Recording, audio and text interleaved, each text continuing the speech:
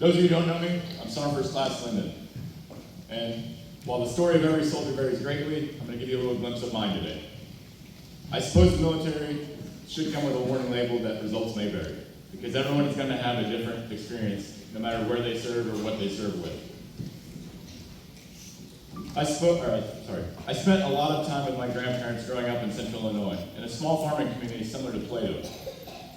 The opportunities there were pretty limited. If you weren't a farmer or were a business owner, there just wasn't a career for you.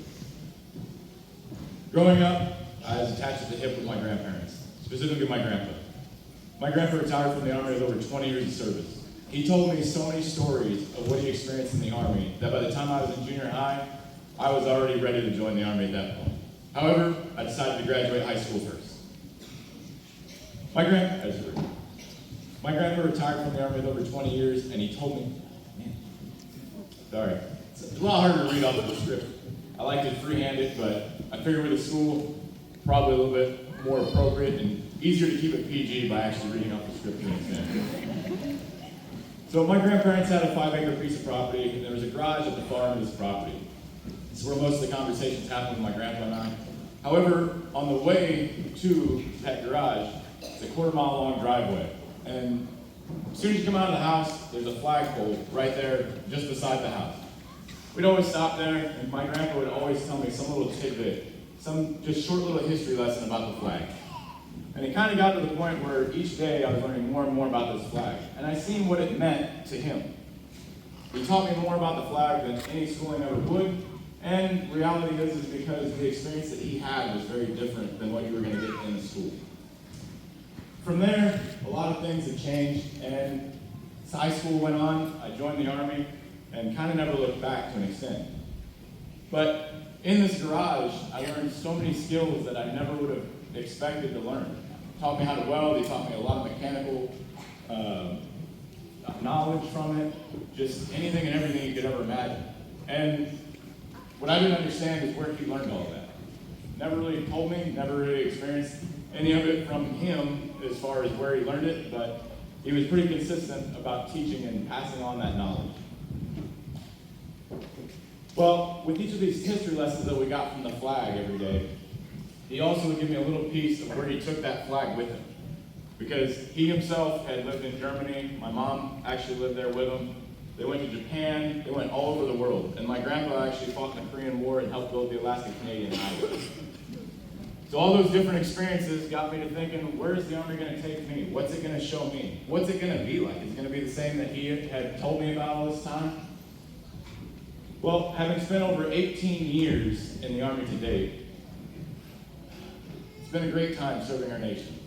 And I really have enjoyed it. And I enjoy serving our citizens. But I look back and I'm ever more grateful to have had a family member like that to give me the insight on how typically a veteran's outlook on different topics such as the news and other stories that you hear in the news, and why the reactions are so different. I'd like to help put that in perspective for you in the audience today by just going through a quick flashback of what my life was like in the Army. So we'll start with a short number, 473, and we'll count down from there.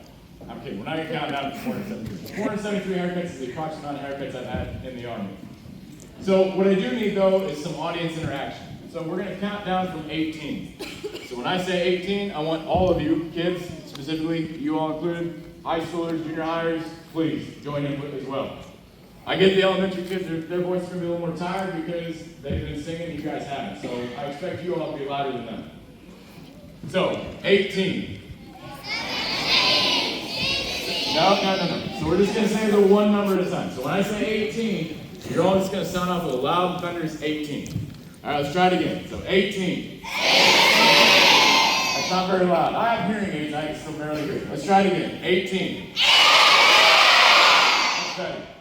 So 18 years of service today. All right, what comes before 18? All right, so as we keep going through this, we're going to count down. So 17 missed holidays with my family. That means that 17 times that I either missed Christmas, Thanksgiving, Easter, New Year's, Independence Day, all the days that we all see as important holidays, there's a lot of them that I've missed over the years with my family. What comes before 17? believe it. The elementary kids are louder than all of you. Let's try it again. I missed 16 birthdays of my loved ones, and that's just my kids and my wife. It doesn't include my mom, my grandparents, anybody else. So a lot of those milestones that we like to see, such as my son, I missed his actual birth, right? Kind of sucks. But I see the greater good in it. So sometimes these sacrifices, they're worth it. I'm not saying that, I encourage you to miss yours, but I'm saying sometimes they're worth it. What comes before 16?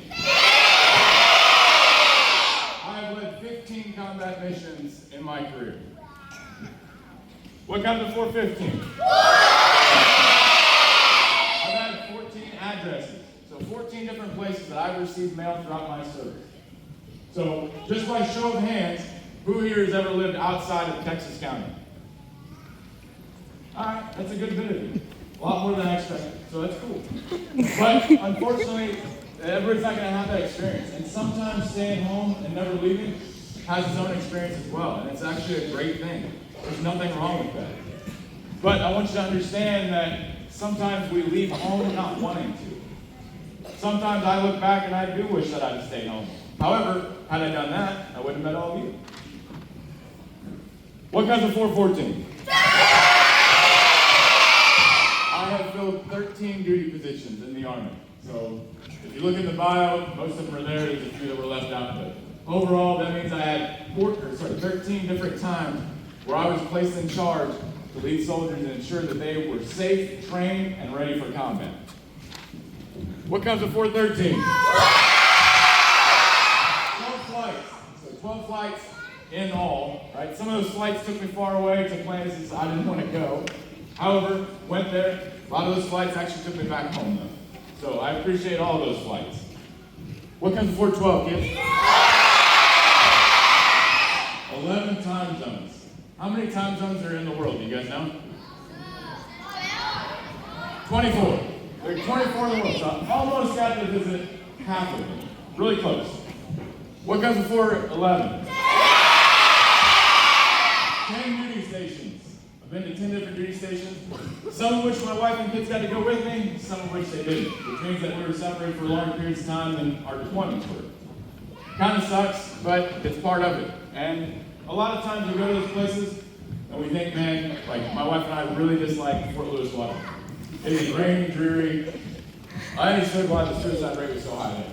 But it was still a really neat experience. There's a giant mountain outside of that duty station called Mount Rainier.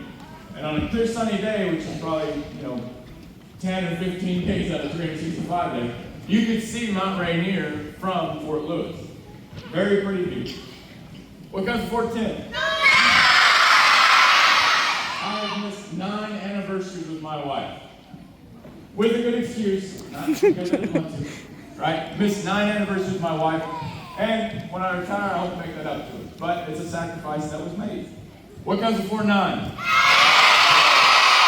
I've been to 8 countries.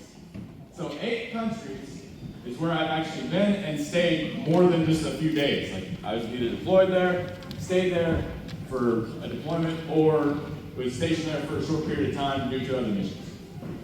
What comes before 8? I've held 7 ranks in the Army. So Sergeant First Class, one you see on my sleeve today, is the highest rank obviously I've achieved. But that is the 7th one I've achieved as well. What comes before 7? Jump the gun, you gotta wait till I'm ready to count. Alright, 6 birthdays spent alone. And I say alone meaning without my family. I wasn't alone, I had my battle buddies and stuff with me. We still made the best of it, but it's not quite the same as being at home with your family, right? What comes before 6? 5 uniform changes. Those uniform changes, while sometimes we see them as unimportant, they are important. Those uniform changes make it where our camouflage is more effective for the theater of operation that we're dealing with at the moment. What comes before 5? I've been to 4 continents. How many continents are there in total? Good job. Yeah, so I've been to over half the continents in the world. What comes before 4? 3 deployments. So 3 times I have packed up my bags, left my family, knowing that I was going into harm's way, knowing that I had every intent to bring not just myself, but also my soldiers back home. What comes before 3? I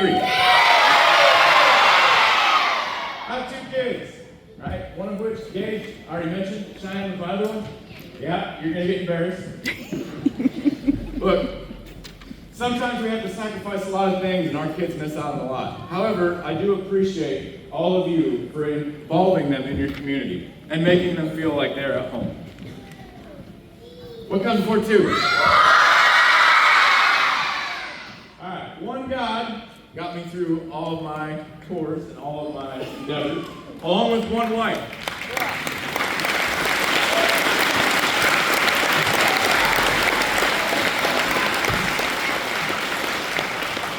One wife is pretty impressive actually in the Army. As most veterans know, it is a pretty high divorce rate in the armed services. Not just the Army, but military in general. So Marines, Air Force, Navy, all of them.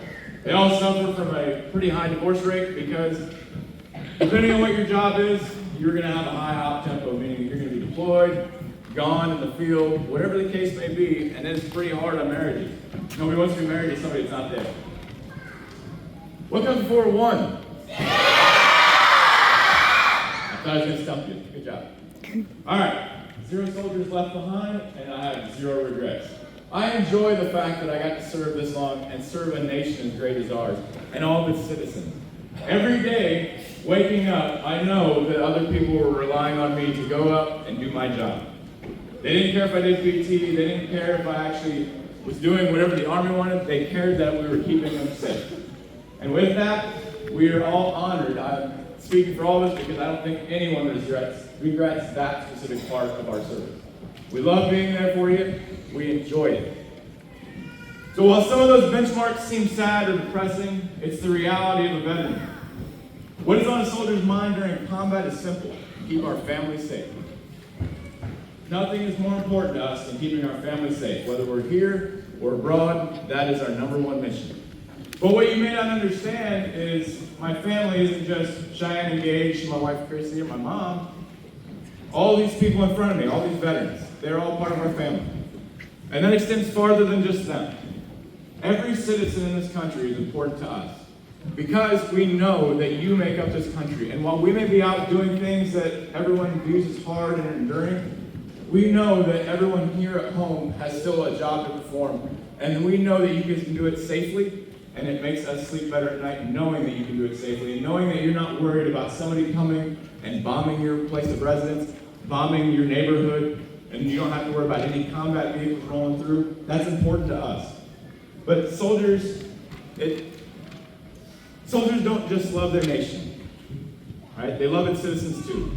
Another reality is that when my grandpa was teaching me about the flag, I realized it was important. I realized that it didn't just represent me. It represented everyone in this nation. But what's crazier is after my service, all the things that my grandpa taught me, I realized that flag is even more than I'll ever be able to explain to anyone. We take it with us everywhere we go for deployments, and we enjoy taking it with us because it reminds us of all of you.